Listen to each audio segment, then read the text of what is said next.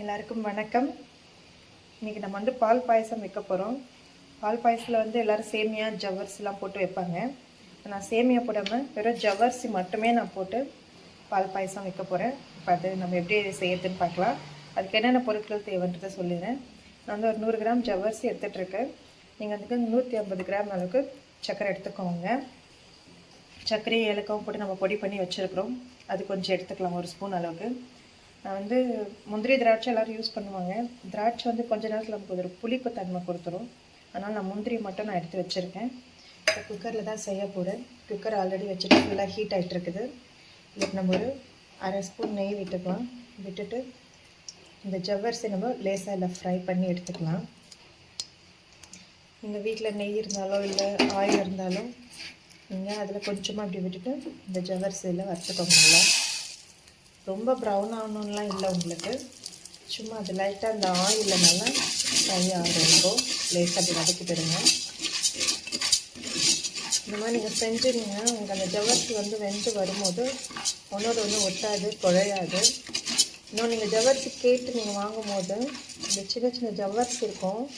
அது வந்து பக்கத்துக்கு கண்ணாடி பால் மாதிரி இருக்கும். அந்த மாதிரி ஜவ்வரிசி கிடச்சதுன்னா அது வாங்குங்க. அது வந்து உங்களுக்கு கரையவே கரையாது, அப்படியே இருக்கும் உங்களுக்கு. நான் அது போல் கேட்டேன், எனக்கு கிடைக்கல. நார்மல் ஜவ்வரிசி தான் கிடைச்சது. இது வந்து பாதி மிக்சிங். இதை பார்த்திங்கன்னா தெரியும். இது வந்து கொஞ்சம் தான் நமக்கு வந்து இருக்கும். இது வந்து அது கரைஞ்ச மாதிரி, ஏன்னா அது அரிசி மாவில் செய்யறது. சீக்கிரம் நமக்கு கரைஞ்சிட்டு வந்து அப்படியே ஒரு மாதிரி குழன்னு ஆகிடும். அதனால் நீங்கள் அதை வாங்கும் போது ஜவ்வரிசி வந்து மேக்ஸிமம் கேட்டு வாங்குங்க. கண்ணாடி மாதிரி இருக்கிறது வேணும் அப்படின்னு சொல்லிட்டு. இதெல்லாம் வந்து அரிசியில் செய்யறது சீக்கிரம் நமக்கு கரைஞ்சிடும். இது லேசாக நம்ம இது ஆயிலில் வந்து நல்லா ஃப்ரை பண்ணிக்கலாம்.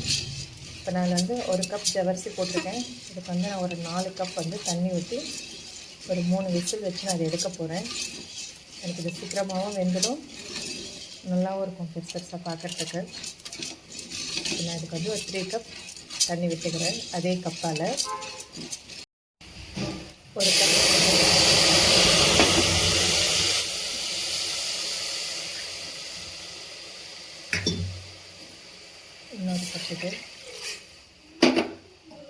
இன்னும் ஒரு கப்பு. இப்போ பாலில் இப்போ எதுவும் ஆட் பண்ண வேண்டாம். பால் வந்து லாஸ்ட்டாக தான் நம்ம ஆட் பண்ண போகிறோம்.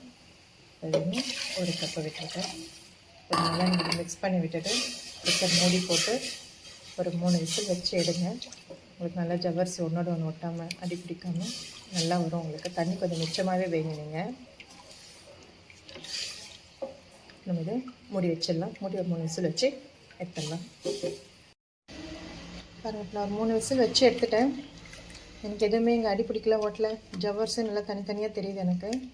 இப்போ நான் இதில் சர்க்கரை போட்டுக்க போகிறேன். சர்க்கரை சொல்லுறது வந்து அந்த கப்பில் நீங்கள் ஒரு கப்பு கூட நீங்கள் எவ்வளோ ஜவ்வரிசி போட்டிங்களோ அதுக்கு ஈக்குவலாகவும் போட்டுக்கலாம். உங்களுக்கு கொஞ்சம் ஸ்வீட் மிச்சமாக பிடிக்கும்னா உங்களுக்கு எவ்வளோ பார்த்து நீங்கள் போட்டுக்கோங்க. ஆனால் ஒரு கப்பு போட்டிங்கனாவே உங்களுக்கு திட்டமாக இருக்கும். ஒரு கப் ஜவ்வரிசி ஒரு கப் சுகர் போட்டிங்கனாவே உங்களுக்கு திட்டமாக இருக்கும்.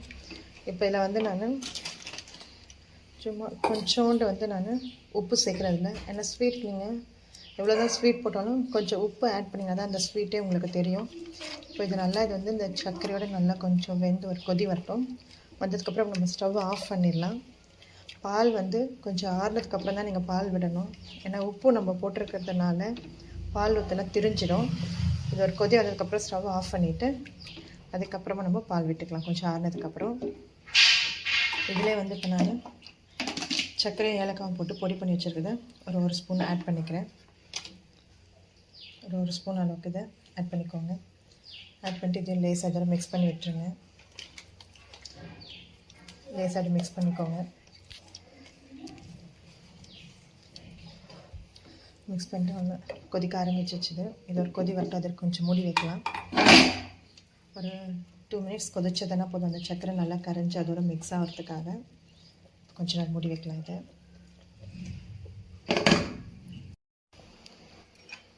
பாருங்கள். இப்போ நமக்கு இது கொஞ்சம் சூடு ஆறிடுச்சு. நீங்கள் வந்து இப்படி பாயசத்தில் உப்பு போடாமல் செய்கிறீங்கன்னா நீங்கள் அப்போவே நீங்கள் பால் ஆட் பண்ணிக்கோங்க. உப்பு போட்டு செய்கிறதுனால கொஞ்சம் அது சூடு வந்து ஆறட்டோன்னு வெயிட் பண்ணுங்கள். ஏன்னா பால் நம்ம உடனே ஊற்றிட்டு நமக்கு தெரிஞ்சிடும். ஜவ்வரிசி பாருங்கள் ஒன்றோட ஒன்று ஒட்டாமல் நமக்கு நல்லா தெரியுது. இப்போ நான் கொஞ்சம் இது ஆறினதுக்கப்புறமா பால் காய வச்சு ஆற வச்ச பால் இது ஒரு கப் அளவுக்கு இதில் சேர்த்துக்கிறேன். 1 கப் பால் இதுக்கு போதும். இப்போ நம்ம இது வந்து மிக்ஸ் பண்ணி விட்டுக்கலாம். இந்த அளவுக்கு இருந்தால் உங்களுக்கு திட்டமாக குடிக்கிறதுக்கு நல்லாயிருக்கும். நம்ம எப்போவுமே சேமியா போட்டே நம்ம ட்ரை பண்ணுவோம். ஒரு முறை ஜவ்வரிசி போட்டும் நீங்கள் செஞ்சு பாருங்கள், நல்லாயிருக்கும். இப்போ இங்கே வந்து நான் கடாய் வச்சுருக்கேன். இதில் கொஞ்சமாக இப்போ நெய் விட்டுட்டு முந்திரி எடுத்து வச்சுருக்கேன். அதுக்கு நான் தாளிச்சு இதில் கொட்டிக்கிறேன்.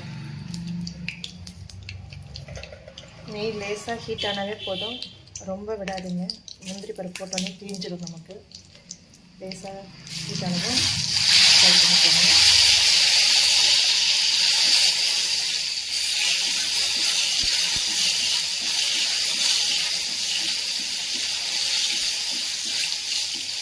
அதில் போய் ஸ்டவ் ஆஃப் பண்ணிடலாம்.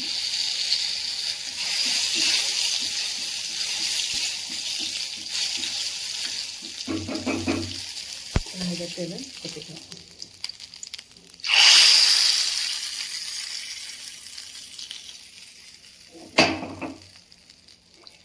மிக்ஸ் பண்ணிக்கோங்க. இதை மிக்ஸ் பண்ணி விட்டுடலாம். இது நீங்கள் இப்படியே குடித்தாலும் நல்லாயிருக்கும். இன்னும் கொஞ்சம் கெட்டியானதுக்கப்புறம் நீங்கள் ஸ்பூனில் எடுத்து சாப்பிட்ற அளவுக்கு இருந்தாலும் இது நல்லாயிருக்கும். நம்ம வெறும் ஜவ்வரிசி மட்டும் போட்டிருக்கிறதுனால இது நம்ம டேஸ்ட் ரொம்ப சூப்பராக இருக்கும். இது கொஞ்சம் நம்ம ஆற விட்டதுக்கப்புறம் ஒரு கப்பில் ஸ்பூன் போட்டால் சாப்பிட்லாம். இல்லை நம்ம அப்படியே குடிக்கிற மாதிரியும் எடுத்து இப்போ நம்ம சாப்பிட்லாம். இப்போ நான் உங்களுக்கு டேஸ்ட் பண்ணி காமிக்கிறேன் பாருங்கள் எப்படி இருக்குன்னு சொல்லிட்டுங்க.